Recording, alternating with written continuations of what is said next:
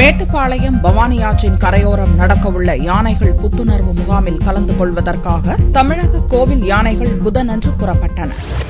தமிழக கோவில் மற்றும் பள்ளி வாசல்களில் உள்ள யானைகளுக்கு ஆண்டுதோறும் தமிழக அரசு புத்துணர்வு முகாம் நடத்தி வருகிறது. இந்த ஆண்டு முகாம் டிசம்பர் 11ஆம் தேதியான வியாழனன்று துவங்கி ஜனவரி 27ஆம் தேதி வரை 48 நாட்கள் நடக்கிறது. இந்த முகாமில் கோவில், மடாலயங்கள் மற்றும் தர்காவைச் சேர்ந்த 45 யானைகள் பங்கேற்கின்றன. யானைகளுக்கு நடைபயிற்சி, மூலிகை மருத்துவ சிகிச்சை, சத்தான உணவு வழங்குவதற்கான ஏற்பாடுகள் மேட்டுப்பாளையத்தில் மும்முரமாக நடந்து வருகிறது. இந்நிலையில் திருச்சி ஸ்ரீரங்கம் அரங்கநாதர் கோவிலில் உள்ள ஆண்டாள், திருவானைக்கோவில் அகிலா, மலைக்கோட்டை விநாயகர் கோவில் லட்சுமி ஆகிய 3 யானைகளுக்கும் அம்மா மண்டபம் முன்பு சிறப்பு பூஜைகள் செய்யப்பட்டு புதனன்று காலை புத்துணர்வு முகாமிற்கு அனுப்பி வைக்கப்பட்டன.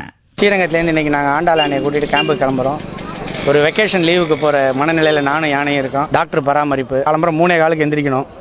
டெய்லி வருஷம் ஃபுல்லா அந்த வேலையை செஞ்சுட்டு இருக்காங்க. ஒரு 48 நாள் அது இஷ்டத்துக்கு எந்திரிக்கும், அது இஷ்டத்துக்கு குளிக்கும், அது இஷ்டத்துக்கு எல்லாம் பண்ற ஒரு சுதந்திரமான ஒரு மனநிலையில அங்க இருக்கும். தென் மாவட்டங்களில் நெல்லையப்பர் கோவில் யானை காந்திமதி, திருச்செந்தூர் சுப்பிரமணிய சுவாமி கோவில் யானை தெய்வானை, சங்கரன் கோவில் சங்கர நாராயண சுவாமி கோயில் யானை கோமதி, இளஞ்சி கோவில் யானை வள்ளி, திருக்குறுங்குடி கோவில் ஆழ்வார் திருநகரி கோவில் யானைகள் என மொத்தம் 9 யானைகள் முகாமிற்கு கிளம்பிச் சென்றன.